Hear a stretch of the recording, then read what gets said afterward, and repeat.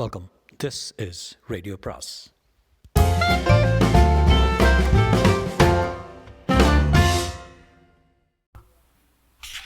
அனைவருக்கும் அன்பு வணக்கம்.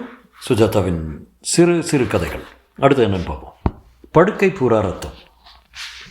கேத்ரின் ஆன் போர்ட்டர் அமெரிக்காவின் சிறந்த இலக்கிய கர்த்தாக்களில் ஒருவர். எ ஷிப் ஆஃப் ஃபூல்ஸ் என்னும் அவருடைய நாவல் புகழ்பெற்றது. அவருடைய சிறு சிறு கதைகளில் மேஜிக் என்பது எனக்கு பிடித்தது. அதன் தழுவல் இந்த வாரம். மேடம், உங்கள் கூட இந்த இடத்துல இருக்கிறது எனக்கு சந்தோஷமாகவும் அமைதியாகவும் இருக்குது மேடம். நல்ல சாப்பாடு கிடைக்கிறது, வேலையும் பிடிச்சிருக்கு, அன்பாக இருக்கீங்க. இதுக்கு முன்னாடி ஒரு இடத்துல இருந்தேனே, அங்கே நடந்ததெல்லாம் சொன்னால் நம்பவே மாட்டீங்க. சொல்ல தயக்கமாகவே இருக்குது, இருந்தாலும் சொல்லிடுறேன். உங்கள் தலைவாரி முடிக்கிறதுக்குள்ளே சொல்லிடுறேன். மேடம், நான் இதை எதுக்கு சொல்ல வரேன்னா, நீங்கள் வேலைக்காரிக்கிட்ட சொல்லிகிட்டு இருந்தீங்க என் துணியெல்லாம் யாரோ சூன்யம் வச்சுருக்காங்க, சீக்கிரம் அழுக்காயிடுதுன்னுட்டு. அதனால தான் இதை உங்ககிட்ட சொல்கிறேன். நான் சொன்னேனே, அந்த வீட்டில் ஒரு பொண்ணு இருந்தா, ஏழை பொண்ணு. ஆனால் வர்ற ஆம்பளைங்கள்லாம் அவளை விரும்பினாங்க. ஒல்லியாக தான் இருப்பா, ಏನೋ தெரியல. அந்த வீட்டு மேடமுக்கு அவளை கண்டா பிடிக்கல. அவள் தான் நிறைய சம்பாதிச்சா. நியாயமாக பார்த்தா பொண்ணுங்களுக்கு அதில் பங்கு தரணும். அந்த மேடம் தருவாங்க, ஆனால் ஏமாற்றுவாங்க. கணக்கே சரியாக வராது. இந்த பொண்ணு சண்டை போடுவா, என்ன ஏமாத்துறீங்க, நான் இந்த இடத்த விட்டு போயிடுவேன்னு சத்தம் போடுவா. மேடம் அவளை அடிப்பாங்க, தலையில் பாட்டிலில் அடிப்பாங்க. அவள் மாடிக்கும் கீழுக்குமா ஓடுவா. மேடம் துரத்தி தலைமையில் பிடிச்சி பாட்டிலால் மொட்டுன்னு முத்துவாங்க. ஒரே இறைச்சலாக இருக்கும்.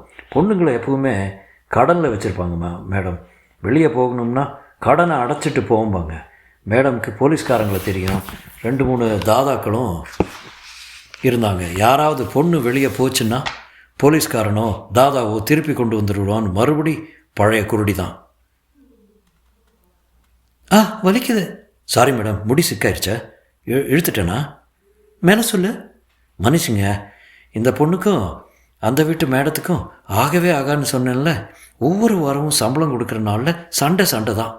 இந்த வீட்டில் நான் தான் நிறைய சம்பாதிக்கிறேன், என் பங்கு வர்றதில்ல. நான் போகிறேன்னு தலகாணி கடியிலிருந்து $40 எடுத்துக்கிட்டு புறப்பட்டுருச்சு. அந்த பணத்தை பார்த்ததும், உனக்கு எங்கடி காசு கிடச்சிது, கஸ்டமர்கிட்ட திருடின பணம் தானேன்னு ஒரே அடித்தடி. முழங்காலில் நெட்டி முகத்தில் பாட்டில்னு அடித்து காயப்படுத்திட்டாங்க. அந்த பொண்ணு சோர்ந்து போய் பெட்ரூமில் நான் படுக்க தட்டி போட்டிருக்கேன், அங்கே வந்து உட்காந்துருச்சு. தலையை பிடிச்சிக்கிட்டு குனிஞ்சு அழுதுச்சு. நான் அவளை மெல்ல நிமிர்த்தி உட்கார வச்சேன். படுக்க பூரா ரத்தம். மேடம் வந்தாங்க.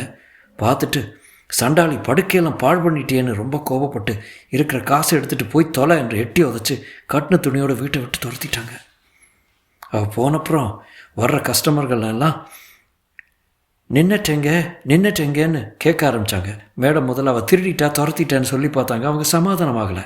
மேடம்க்கு அப்போ தான் அவளை அனுப்புனது தப்புன்னு தெரிஞ்சுது. வர்றவங்ககிட்ட எல்லாம் வந்துடுவா, இன்னும் சில நாளில் வந்துடுவான்னு சொல்ல ஆரம்பித்தாங்க. மேடம், இப்போ தான் கதையில் கொஞ்சம் அதிர்ச்சியான பகுதி வருது, சொல்லட்டுமா? சொல்லு. அந்த வீட்டில் ஒரு சமயக்காரி இருந்தா, என்னை போல் அவளும் கருப்பி.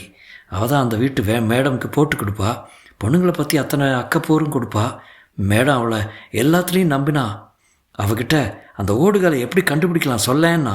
போலீஸை கேட்டால் ஊரை விட்ட போயிருக்கணுங்கிறாங்க. சமயக்காரி, மேடம், நான் நியூ ஆர்லின்ஸில் இருக்கிறப்போ ஒரு வசியம் பார்த்துருக்கேன். ஓடி போயிட்ட புருஷங்களை 7 நாளில் திருப்பி கொண்டாந்து அவங்கள கட்டி போட்டாப்பில் பொண்டாட்டியை விட்டு வாழ்நாள் பூரா விலகாமல் இருக்கிற வசியம் எதிரிகளை கொண்டாந்து ஃப்ரெண்டாக்கிரும். நதியை தாண்டி வேலை செய்யாதும்பாங்க.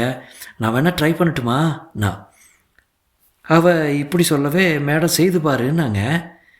அந்த பொண்ணு படுத்திருந்த படுக்கை அடியில் பானையை எடுத்தா.